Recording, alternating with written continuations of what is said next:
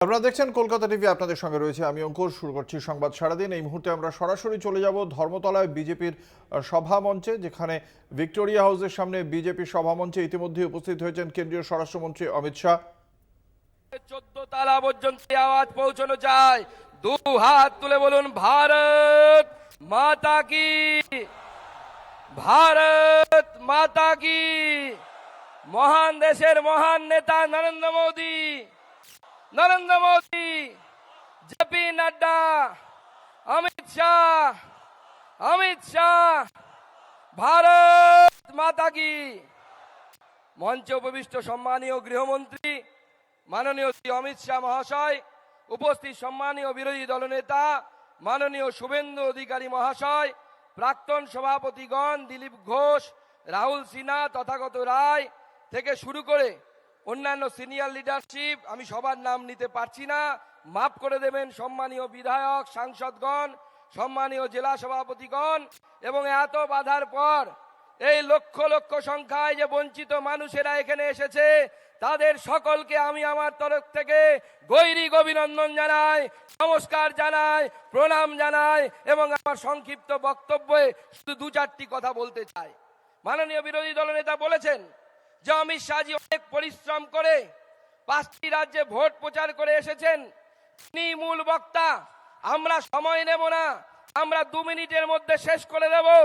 কিন্তু আমি শুধু এটুকু বলতে চাই, মুখ্যমন্ত্রী এবং তার ভাইপোকে, যিনি অমিত শাহজি আসবেন বলে ভয়ে ঘর থেকে বেরোচ্ছেন না, ঘরের মধ্যে লুকিয়ে আছেন যে কোন সময় তাকে ধরে নিয়ে যাওয়া হবে। এই ভিড় দেখতে পাচ্ছেন দিদি, এই ভিড় দেখুন, এই ভিড় দেখুন। 24-এ অমিত শাহজি আমরা করে দেব খেলা, 26-এ মিটিয়ে যাবে মেলা, তৃণমূলের মেলা শেষ হয়ে যাবে, তৃণমূল সম্পূর্ণভাবে শেষ হয়ে যাবে। চোরেদের সরকার আর নেই, চোরেদের সরকার, চোরেদের সরকার। পিসি চোর, ভাইপো চোর, পিসি চোর, ভাইপো চোর, জ্যোতি চোর, মানিক চোর।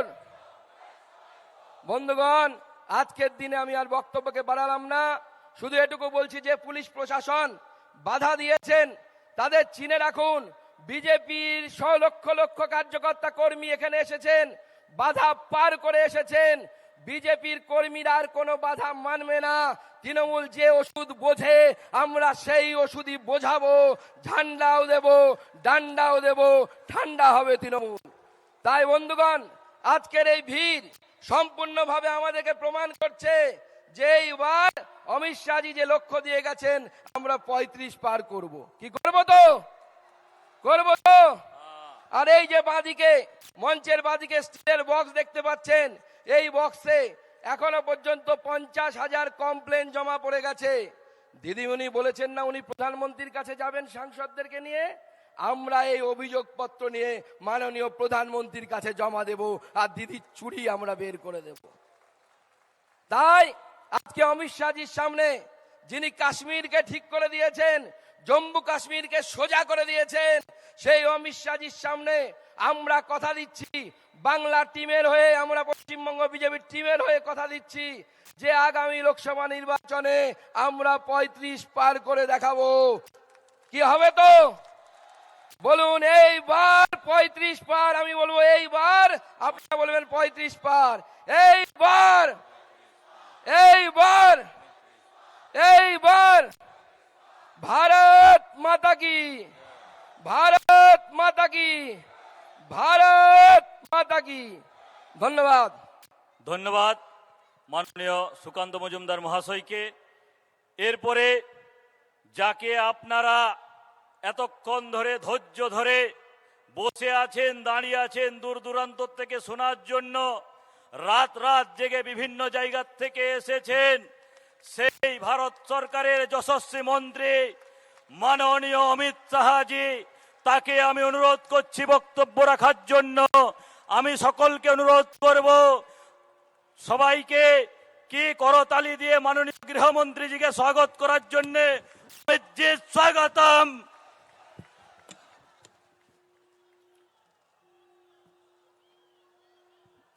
मेरे साथ बोलिए भारत माता की। क्यों भाई, बंगाल वालों की आवाज को क्या हो गया है? 24 में मोदी जी को प्रधानमंत्री बनाना है या नहीं बनाना है? जोर से बोलिए, बनाना है या नहीं बनाना है? 26 में बंगाल में भाजपा सरकार बनानी है या नहीं बनानी है? तो ऐसी आवाज नहीं चलेगी। मेरे साथ दोनों हाथ उठाइए, उठाइए दोनों हाथ, विजय के संकल्प का मुट्ठी भींचिए और प्रचंड आवाज से बोलिए, भारत माता की, भारत माता की। मंच पर उपस्थित बंगाल भारतीय जनता पार्टी के अध्यक्ष श्रीमान सुकांतो मजमुदार जी, बंगाल में विपक्ष के नेता और भाजपा के वरिष्ठ नेता श्रीमान शुभेंदु अधिकारी जी, हमारे प्रभारी भाई मंगल पांडे जी, अमित मालवीय जी, उपस्थित सभी केंद्रीय मंत्रीगण, उपस्थित सभी सांसदगण, विधायकगण, भाजपा के पदाधिकारीगण और आज इस रैली में नजर भी नहीं पहुंच रही है वहां तक आए हुए प्यारे भाइयों बहनों माताओं और मेरे जिगर के टुकड़े जैसे युवा मित्रों, आप सभी को नमस्कार। मित्रों, सबसे पहले धर्मताला की इस पवित्र भूमि को, बंगाल की इस पवित्र भूमि को, जिस भूमि ने हमेशा भारत का दिशा दर्शन करने का काम किया, ये बंगाल की पवित्र भूमि को प्रणाम कर कर मेरी बात की शुरुआत करना चाहता हूं। मैं कवि गुरु रविंद्रनाथ ठाकुर, महान राष्ट्रभक्त नेताजी सुभाष चंद्र बोस, युग प्रवर्तक स्वामी विवेकानंद, जनसंघ के स्थापक डॉक्टर श्यामा प्रसाद मुखर्जी और यहां खड़ा हूं तो शेरे बंगाल आशुतोष मुखर्जी को भी प्रणाम कर कर मेरी बात की शुरुआत करना चाहता हूं। मित्रों, ये जो मैदान है ऐतिहासिक मैदान है। इसी मैदान में, भैया बैठ जाओ,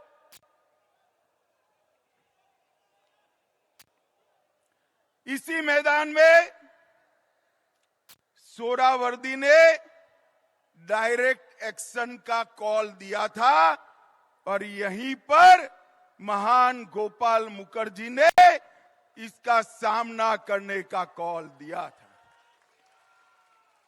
यही मैदान है जिसने पश्चिम बंगाल को हिंदुस्तान के साथ, भारत के साथ जोड़कर रखने का काम किया है। और मित्रों, भारतीय जनता पार्टी के लिए भी ये मैदान बहुत भाग्यशाली मैदान है। मैं इसी दिसंबर महीने में, नवंबर महीने में यहां पर आया था।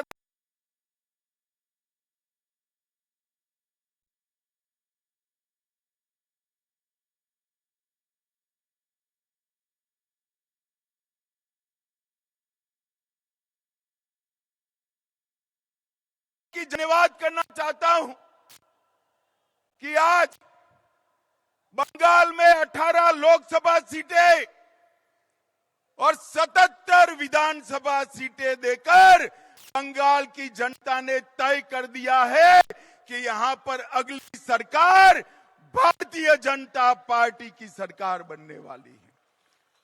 भाई और बहनों, बंगाल की जनता ने 2,30,00,000 वोट भारतीय जनता पार्टी को दिए, 77 सीटें दी। हमारे नेता शुभेंदु अधिकारी को अभी अभी दीदी ने दूसरी बार विधानसभा से बर्खास्त कर दिया है। मैं कहने आया हूं दीदी, कान खोलकर सुन लो।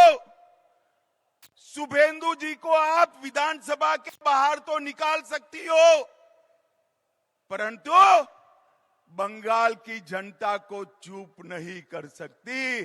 बंगाल की जनता कहती है दीदी आपका समय अब समाप्त हो चुका है। भाइयों और बहनों, सोनार बांग्ला और परिवर्तन के नारे के साथ, मां माटी मानुष के नारे के साथ कम्युनिस्टों को हटाकर दीदी सत्ता पर आई। मैं पूछना चाहता हूं आपको, परिवर्तन हुआ है क्या? जरा जोर से बोलो, हुआ है क्या? घुसपैठ रुकी है क्या? तुष्टीकरण रुका है क्या? पॉलिटिकल वायलेंस बंद हुआ है क्या? भ्रष्टाचार रुका है क्या? मोदी जी लाखों करोड़ों रुपया बंगाल को भेजते हैं, ये तृणमूल के सिंडिकेट वाले वो रुपया को बंगाल के गरीबों तक पहुंचने नहीं देते। मैं आज आह्वान करने आया हूं, अगर 26 में यहां भाजपा सरकार बनानी है तो इसकी नींव 24 के लोकसभा के चुनाव में डालकर मोदी जी को बंगाल से प्रधानमंत्री बनाना चाहिए। भाई और बहनों, 27 साल कम्युनिस्टों का शासन रहा। ममता जी तीसरी टर्म के लिए जीती। लाल भाई और एक तृणमूल कांग्रेस मिलकर बंगाल को बर्बाद कर दिया। चुनावी हिंसा पूरे देश में, चुनावी हिंसा अगर सबसे ज्यादा होती है तो बंगाल में होती है। घुसपैठ बंगाल सरकार, ममता बनर्जी रोक नहीं पाई।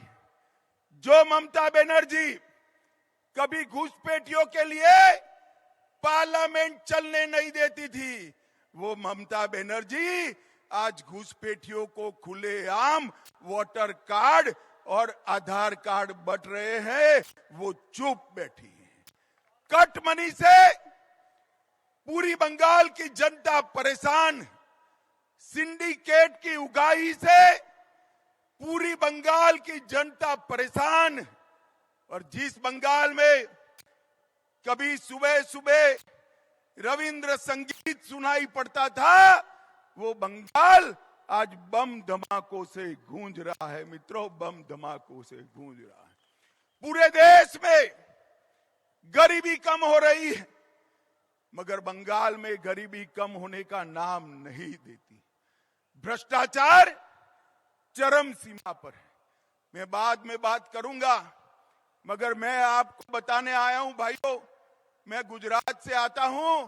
मेरे जीवन में किसी नेता के घर से इतनी सारी नोटों की गड्डियां किसी ने अपने जीवन में नहीं देखी होगी। मित्रों, जो बंगाल साहित्य, विज्ञान, कला, आजादी का आंदोलन, आध्यात्म, उद्योग और कृषि में पूरे देश का नेतृत्व करता था, वो बंगाल आज सबसे पिछड़ा बनाने का काम दीदी ने किया है। दीदी ने बंगाल को बर्बाद कर रख दिया है। मैं आज बंगाल की जनता को कहने आया हूं, एक बार पूरे देश का विकास देखिए। मोदी जी ने 60 करोड़ गरीबों के जीवन में बहुत बड़ा परिवर्तन लाया है।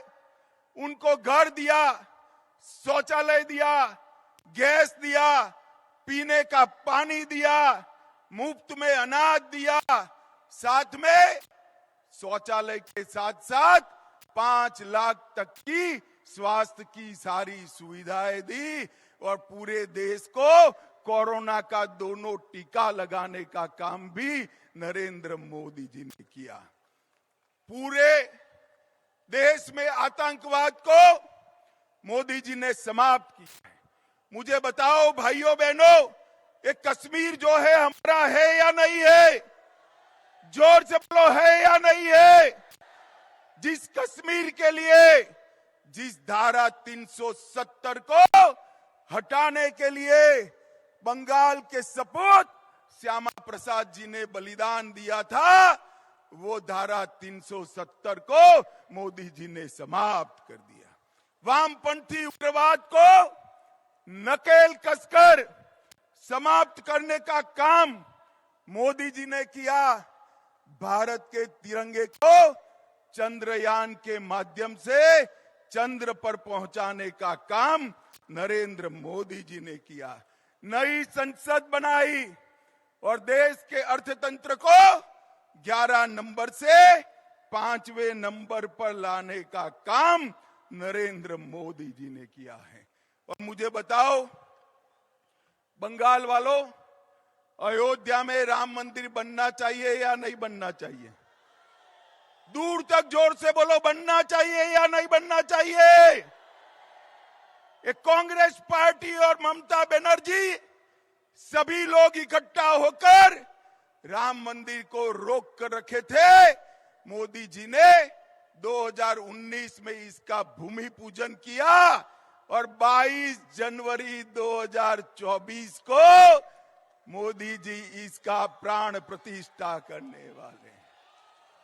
मेरे साथ जोर से बोलिए, जय श्री राम, जय जय श्री राम। मित्रों, मोदी जी ने देश को हर क्षेत्र में आगे बढ़ाने का काम किया है। और यहां क्या हुआ?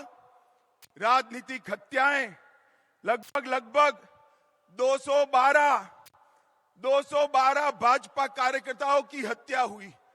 मैं दीदी को कहकर जाता हूं, हम भाजपा वाले हैं, हमारा कार्यकर्ता हमारा भाई से बढ़कर होता है, भाई से बढ़कर होता है। दीदी, भाजपा कार्यकर्ताओं की हत्या की है देश भर का और पूरे बंगाल का एक एक कार्यकर्ता इसका बदला लेने के लिए तैयार है। आप मेरी बात याद रखना। 2026 में जब चुनाव होगा तब मालूम पड़ेगा कि किस प्रकार से राजनीतिक हत्या का वोट देकर बदला दिया जाता है। मित्रों, बंगाल को पूरे भारत के अंदर भ्रष्टाचार के कारण बदनाम करने का काम ममता बनर्जी की सरकार ने किया। ज्योतिप्रिय मलिक, अनुव्रत मंडल, पार्थ चैटर्जी, चाहे गाय तस्करी हो, चाहे कोयला तस्करी हो, चाहे भर्ती घोटाला हो, अरबों खरबों रुपया बंगाल की जनता का इन्होंने खाया है। और मैं ममता बनर्जी को आज कहकर जाता हूं, अगर आप में हिम्मत है तो ज्योतिप्रिय मलिक, अनुव्रत मंडल और पार्थ चैटर्जी को तृणमूल कांग्रेस से सस्पेंड कर दिखाइए तो बंगाल की जनता मानेगी। वो नहीं कर सकती। हर रोज दुर्गा का स्तवन कर रही है कि तीन कहीं भतीजे का नाम न बता दे, भतीजे का नाम न बता दे। जो खुद मिले हुए हैं वो बंगाल को भ्रष्टाचार से मुक्त नहीं कर सकते हैं। मित्रों, इतने सारे भ्रष्टाचार हुए हैं कि संसद की पवित्रता को भी तृणमूल कांग्रेस के सांसदों ने समाप्त कर दिया। भेंटे लेकर, सौगातें लेकर सवाल पूछने वाले सांसद और वो पार्टी बंगाल और भारत का भला कर सकती है क्या? जोर से बोलिए, कर सकती है क्या? भाई और बहनों, अवैध घुसपैठ चरम सीमा पर। आसाम की जनता ने भाजपा सरकार बना दी, आसाम की सरहदों से परिंदा भी पैर नहीं मार सकता। और बंगाल में सोशल मीडिया पर कोई रख रहा है कि अगर घुसपैठ कर आए हो और आधार कार्ड चाहिए, वोटर कार्ड चाहिए, तो इस नंबर पर संपर्क करिए। बंगाल पुलिस चुप है। मुझे बताओ भाइयों बहनों, जिस राज्य में इतनी घुसपैठ होती हो वहां कभी विकास हो सकता है क्या? जोर से बोलो, हो सकता है? और इसीलिए ममता बनर्जी सीएए का विरोध कर रही है, सीएए कर नहीं दे। मगर मैं आज इस सभा में कहकर जाता हूं, ममता दीदी, सीएए देश का कानून है, इसको कोई रोक नहीं सकता और हम सीएए को लागू कर रहेंगे। भाई और बहनों, जो वहां से आए हैं वो सभी हिंदू भाइयों बहनों का इस देश पर इतना ही अधिकार है जितना मेरा और आपका अधिकार है। उनको अपने अधिकार से कोई वंचित कहीं नहीं कर सकता। मित्रों, ममता जी को मैंने कई बार पूछा, वो उल्टा हमें हिसाब पूछती है कि मोदी जी ने बंगाल के लिए क्या किया। ममता दीदी, आप मेरा भाषण जरूर सुन रही होगी, मैं हिसाब लेकर आया हूं, कान खोलकर सुन लीजिए, हिसाब लेकर आया हूं। जिस सरकार में आप मंत्री रही, यूपीए सरकार, जिस सरकार को आपने समर्थन किया, उसने 2004 से 14 में बंगाल को क्या दिया? ग्रांट इन एड और डिवोल्यूशन का सिर्फ 2 लाख करोड़ रुपया दिया। कितना दिया भाइयों बहनों, बोलो तो? और मोदी जी ने 2 लाख करोड़ के सामने 10 साल के सामने 9 साल में 6,70,000 करोड़ रुपया देने का काम नरेंद्र मोदी जी ने किया। और 1,80,000 करोड़ रुपया नरेगा में 3.5 गुना ज्यादा हमने दिया। आप धरना करती हो, जब आप मंत्री बनकर बैठी थी, मुख्यमंत्री बनकर सरकार का समर्थन कर रही थी, पैसा कम मिलता था। यूपीए सरकार ने 14,000 करोड़ रुपया दिया, मोदी जी ने 54,000 करोड़ रुपया देने का काम किया। और नरेगा, ग्राम सड़क योजना, आवास योजना, आजीविका मिशन और नेशनल आजीविका मिशन में 1,80,000 करोड़ रुपया देने का काम भारतीय जनता पार्टी ने किया है। और नेशनल हाईवे के लिए टोटल 70,000 करोड़, लगभग 16,000 करोड़, रेलवे में, बंदरगाह में 1,000 करोड़, सिंचाई के लिए 3,000 करोड़, कुल मिलाकर आपके 2 लाख करोड़ के सामने भारतीय जनता पार्टी ने 8 लाख करोड़ से ज्यादा रुपया देने का काम भारतीय जनता पार्टी। और ममता दीदी, जितना गुमराह करना है कर लीजिए। गत चुनाव में तो रैगिंग कर आप जीत गई, फिर भी हमारी 77 सीटें आई। 77, कहां 0, कहां 77। और इस बार 26 में रैली देखकर मैं स्पष्टता से कहने जाता हूं कि 26 के चुनाव में 2/3 बहुमत के साथ यहां पर भारतीय जनता पार्टी की सरकार बने। मगर इसके पहले 24 का चुनाव आ रहा है। आपने 19 में 18 सीटें दी थी। मैं आप सभी को करबद्ध विनंती करने आया हूं, इतनी सीटें दीजिए कि मोदी जी को शपथ विधि के बाद कहना पड़े, मैं बंगाल के कारण देश का प्रधानमंत्री बना हूं, बंगाल के कारण।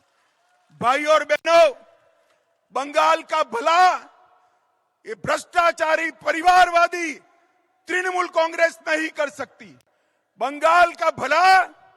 एक कम्युनिस्ट नहीं कर सकते। और कांग्रेस पार्टी तो तृणमूल के शरण में गई हुई पार्टी है, वो बंगाल का भला नहीं कर सकती। बंगाल को आगे ले जाने का काम, बंगाल को सोनार बांग्ला बनाने का काम केवल और केवल मोदी जी के नेतृत्व में भारतीय जनता पार्टी कर सकती है और कोई नहीं कर सकता। भाई और बहनों, मुझे बताओ, ये भ्रष्टाचारी ममता सरकार को हटाओगे? जोर से बोलो अंत तक। भ्रष्टाचारी ममता सरकार को हटाओगे? 24 में मोदी जी को फिर से प्रधानमंत्री बनाओगे? 26 में 2/3 बहुमत से भाजपा सरकार बनाओगे?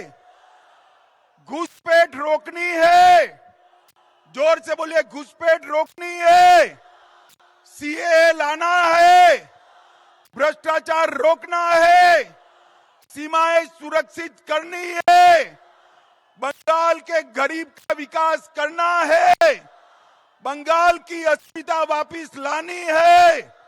अगर सब करना है तो उखाड़ कर फेंक दो ये ममता बनर्जी की सरकार को और यहां पर भारतीय जनता पार्टी की सरकार बनाओ। मैं बंगाल की जनता को भरोसा दिलाकर जाता हूं कि बंगाल का विकास मोदी जी की सबसे बड़ी प्राथमिकता बंगाल का विकास है। हमें एक ऐसी सरकार चाहिए जो मोदी जी को विकास करने के लिए अनुकूल भूमि तैयार करे। ममता बनर्जी मोदी जी को विकास नहीं करने देती है। भाई और बहनों, यहां कमल फूल की सरकार बनाइए, नरेंद्र मोदी के नेतृत्व में भाजपा सरकार बनाइए और 24 में फिर से मोदी जी को प्रधानमंत्री बनाइए। यही मेरा आप सबसे अभ्यर्थना है। नमस्कार। मेरे साथ बोलिए, दोनों हाथ ऊपर करिए, जरा अंत तक, पीछे तक, दोनों हाथ ऊपर करिए, प्रचंड आवाज से बोलिए, भारत माता की, भारत माता की, वंदे वंदे वंदे, भारत माता की। Bharatiya Janata party, Bharatiya Janata party, Narendra Modi, Narendra Modi. ধন্যবাদ ধন্যবাদ মাননীয় স্বরাষ্ট্রমন্ত্রী অমিত ভাই শাহকে। আমি সকল উপস্থিত যারা আছেন সবাইকে বলবো, নিজের মোবাইলের যে লাইট, সেই লাইট জ্বালিয়ে মাননীয় গৃহমন্ত্রী অমিত ভাই শাহকে আমরা অভিনন্দন জানাবো। সবাইকে অনুরোধ করব, নিজের পকেটের থেকে যে মোবাইলের টর্চের লাইট জ্বালিয়ে মাননীয় গৃহমন্ত্রীজিকে আমরা অভিনন্দন জানাবো। সবাই বলুন, নরেন্দ্র মোদী জিন্দাবাদ, नरेंद्र मोदी जिंदाबाद, अमित शाह जी जिंदाबाद, अमित शाह जी जिंदाबाद, नरेंद्र मोदी जिंदाबाद। भारत माता के, भारत माता के, भारत माता के, भारत माता के, वंदे वंदे। এরপরে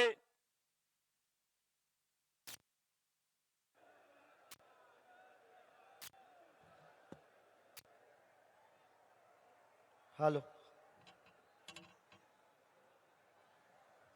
এখানে আগত বাংলা জুড়ে বিভিন্ন জায়গায় এই ধরনের পোস্টার লাগানো হলো তৃণমূল কংগ্রেসের তরফ থেকে, যে পোস্টারে লেখা আছে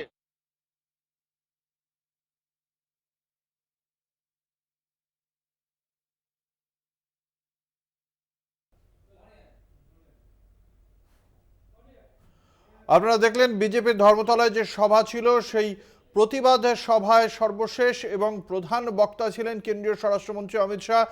ঠিক 1:45 নাগাদ তিনি সভামঞ্চে উপস্থিত হন এবং তারপর তার দীর্ঘ বক্তৃতা শেষে এই মুহূর্তে তার বক্তব্য শেষ হয়েছে।